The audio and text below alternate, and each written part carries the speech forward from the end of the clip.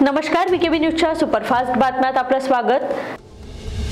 महानगरपालिकेच्या समाज विकास विभागाद्वारे शहरातील महिला उद्योजिका बचत गटातील महिलांच्या कौशल्याला वाव मिळवून देण्याच्या हेतूने आयोजित महिला उद्योजिका मेळाव्याचे बुधवारी रेशीमबाग येथे विभागीय आयुक्त श्रीमती माधवी खोडे यांच्या हस्ते उद्घाटन झाले।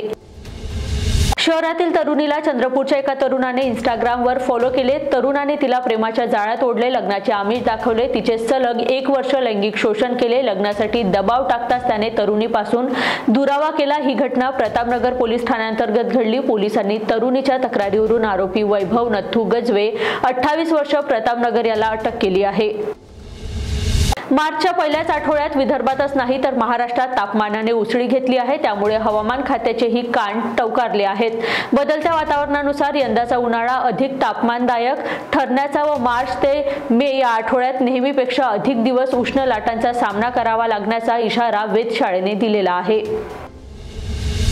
जिल्ह्यात सध्या 22 पोलीस ठाणे आहेत। वाढती लोकसंख्या आणि गुन्हेगारी विचारात घेता 6 नवीन पोलीस ठाण्याच्या निर्मितीचा प्रस्ताव पोलीस अधीक्षक हर्ष पोद्दार यांनी तयार केला असून मंजुरीसाठी मुंबई डीजी कार्यालयामार्फत राज्याच्या गृह मंत्रालयाकडे पाठवला जाणार आहे। त्यामुळे जिल्ह्यात पोलीस ठाण्याची संख्या आता 28 होणार आहे।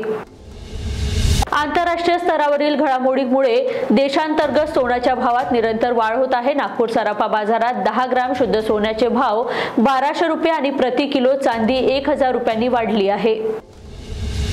अमरावती जिल्ह्यात मुख्यमंत्री लाडकी बहीण योजनेअंतर्गत लाभार्थी महिलांच्या पात्रतेची व्यापक तपासणी आता जवळपास पूर्ण झाली असून सुमारे 10,300 महिला अपात्र असल्याचे स्पष्ट झाले आहे। त्यांच्याकडील 4 चाकी वाहनाची पडताळणी अंगणवाडी सेविका करीत आहेत। त्यात 10,000वर महिला लाभार्थींची पडताळणी पूर्ण न झाल्याने जिल्ह्यातील 6 लाख लाभार्थी महिलांचा फेब्रुवारीचा लाभ थांबला आहे। महाराष्ट्र राज्य मार्ग परिवहन मंडळाचे कर्मचारी बुधवारी राज्यभरातील आगार व एसटी महामंडळाच्या कार्यालय परिसरात आंदोलन करत आहे। वर्ष 2022 रोजी पगारवाढ जाहीर झाल्यावरही महामंडळासह शासन कामगारावर कसे अन्याय करत आहेत त्याबाबत आंदोलनकर्त्यांनी महत्त्वाचे भाष्य केले आहे। तुरुंगातून सुटून आलेल्या गुन्हेगारांची मिरवणूक काढणे आणि त्याला घेण्यासाठी जीप, कार आणि अन्य वाहनाचा ताफा तुरुंगासमोर उभा ठेवणे हे सध्या गुन्हेगारी जगतातील फॅशन झाली आहे। अशाच प्रकारे तुरुंगातून सुटल्यानंतर जीपमध्ये उभे राहून इन्स्टा रील बनविणाऱ्या कुख्यात सुमित ठाकूर विरुद्ध पोलिसांनी गुन्हा दाखल केला आहे। जोगचे सरपंच संतोष देशमुख यांच्या हत्याकांड प्रकरणात मुख्यमंत्री देवेंद्र फडणवीस यांनी अखेर तत्परता दाखवली। त्याचप्रमाणे नागपुरातील कथित पत्रकार प्रशांत कोरटकर याने छत्रपती शिवाजी महाराज यांच्याबाबत अपशब्द वापरल्याप्रकरणी तेवढीच तत्परता दाखवावी, कोरटकरवर कठोर कारवाई करावी अशी मागणी सकल मराठा महासंघाच्या वतीने राजे मुधोजी भोसले यांनी मुख्यमंत्र्यांना निवेदन देऊन केली आहे।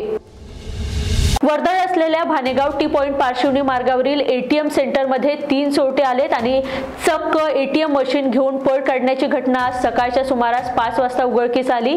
मात्र सदर घटनेतील चोरटे सीसीटीव्ही कॅमेऱ्यात कैद झाले असून वारंवार होत असलेल्या चोरीच्या घटनांमुळे भानेगाव व खापरखेडा परिसरात दहशत पसरली आहे।